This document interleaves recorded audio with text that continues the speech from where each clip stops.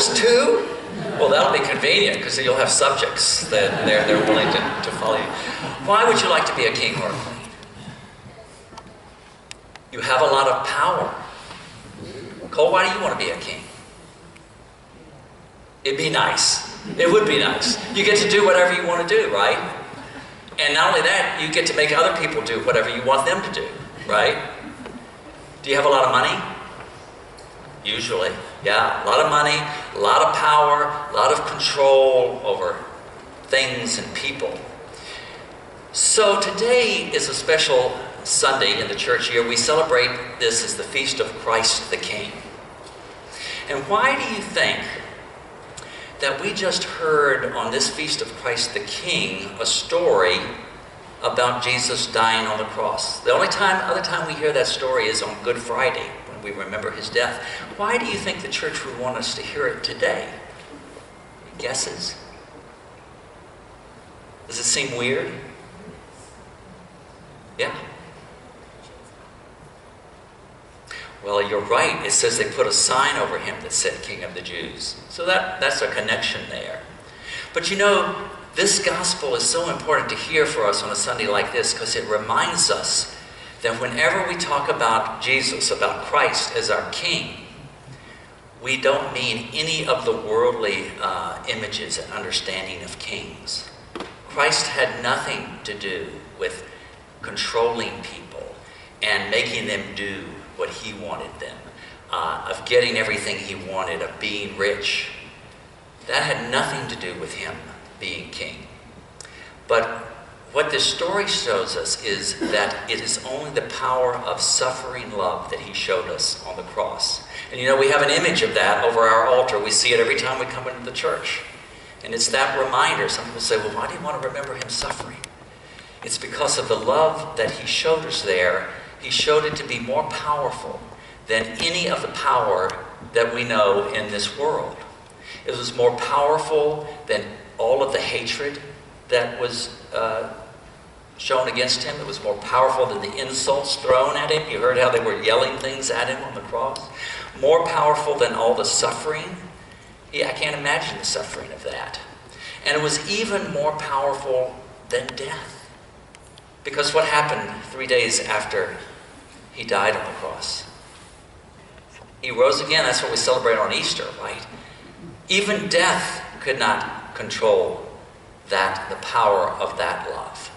And so this also reminds us that whenever we try to rule the world, and that's why people want to be kings and queens, they want to rule the world. Whenever we do that, we fail. Eventually. We soon find that we are sweeping the streets that we used to own.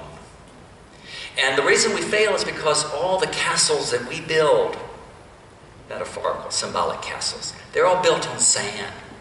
They don't have a foundation, so they crumble.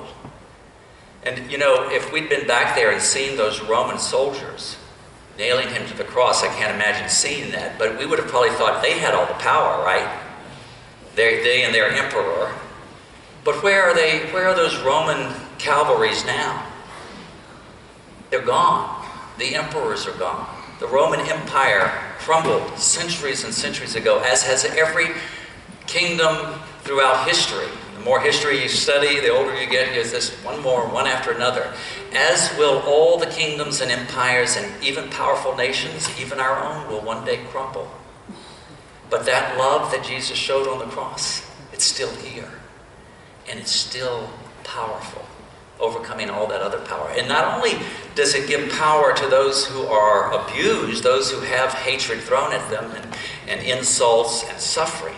Not only that, but it can transform the abuser. That's amazing stuff.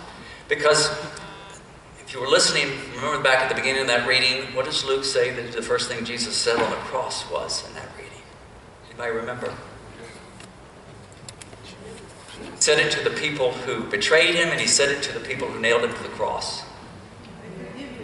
Father, forgive them. He said it about them, not to them. Father, forgive them, for they don't know what they're doing. That's amazing power.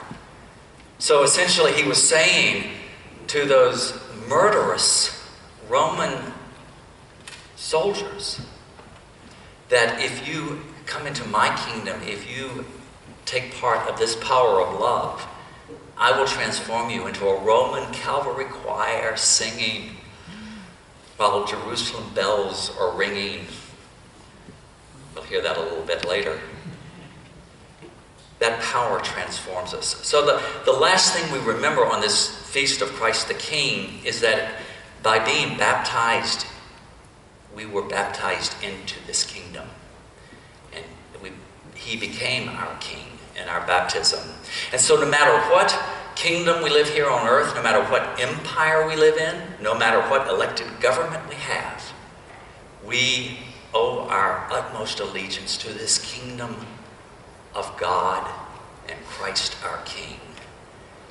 It's a challenge, but it is the most powerful thing in the world, this love of Christ.